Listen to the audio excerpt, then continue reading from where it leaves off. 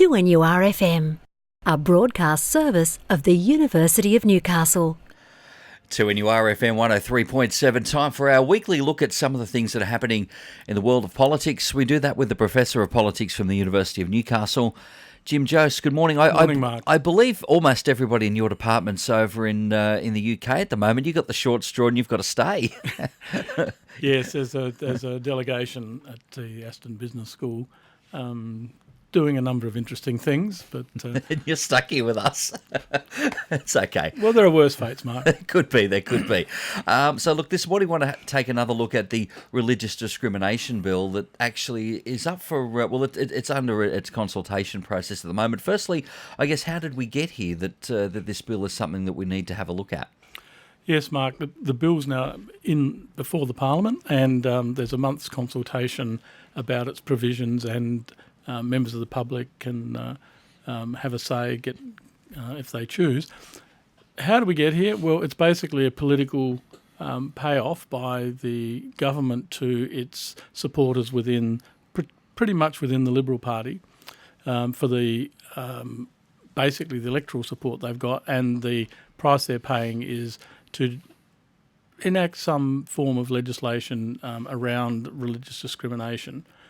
Now, in political terms, it's a sort of, I suppose you could say, a quid pro quo. They mobilised sections of the electorate on the basis that religion was somehow under threat, and therefore they promised to do something about it.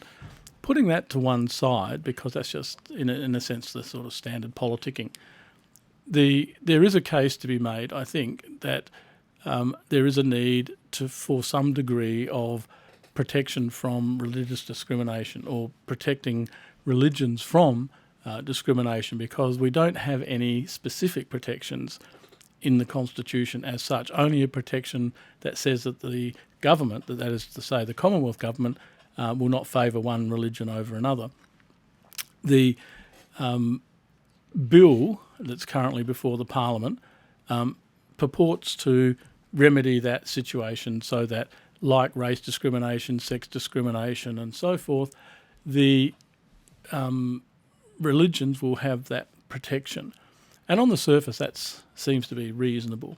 But the bill that's before the Parliament at the moment goes a lot further than that. Some of its provisions are quite worrying for a longer term process. For example, religious discrimination will trump every other discrimination.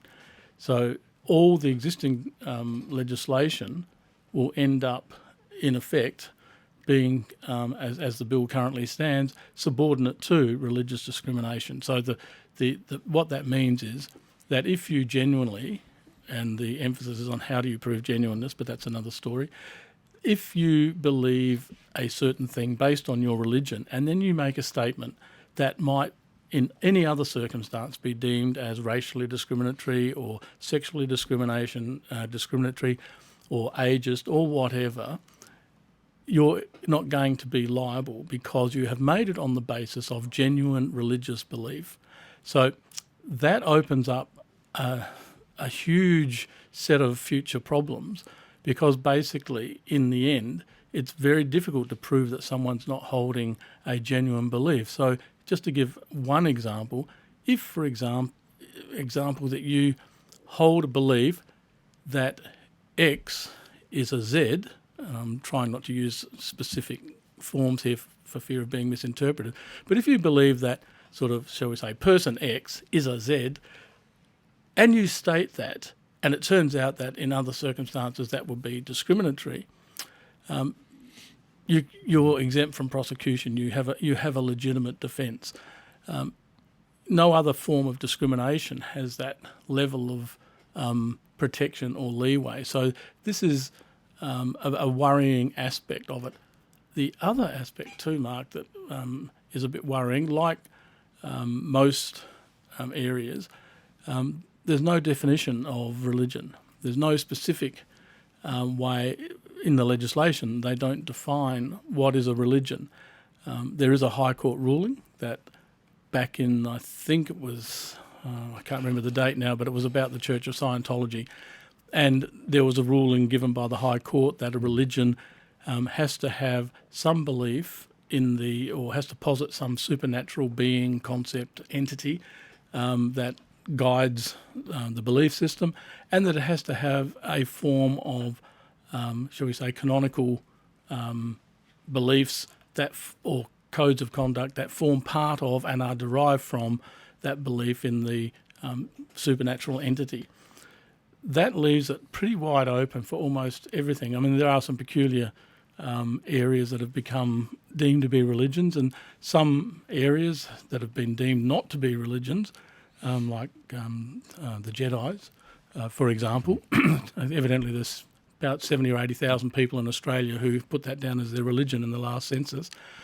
So defining what is and what is not a religion is left somewhat vague. In common sense terms, most things would be reasonably easily to interpret. But when it comes to specific acts of behaviour, then it becomes a bit more difficult.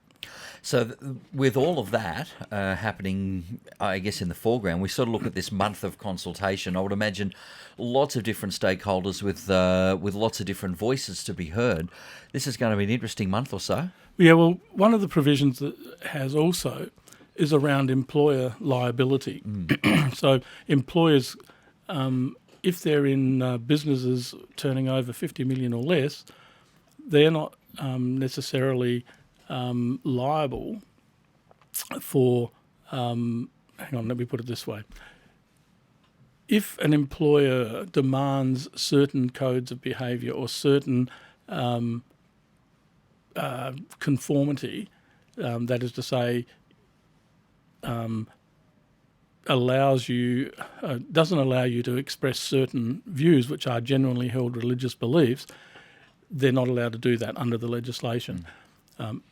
But if they're turning over more than $50 million and they can prove that there's a financial detriment as a result of an employee stating ABC, whatever it happens to be, then it has grounds for restraining that employee from making those sorts of statements. The tricky thing here is that it seems to be privileging, shall we say, institutional mechanisms rather than protecting individual rights. So the individual employee, yes, is being protected here, but at the same time, the institution of religion is being elevated, shall we say, to a special place, so that the organisations, the bodies that might have religious values at their forefront are able to gain protections that other bodies perhaps aren't able to. I think that might be the crux of it, and you're either for or against that, I guess. Jim, thank you so much for your time. We'll talk again next Tuesday. My pleasure, Mark. Professor of Politics, Jim Jose, right here at 2NURFM 103.7.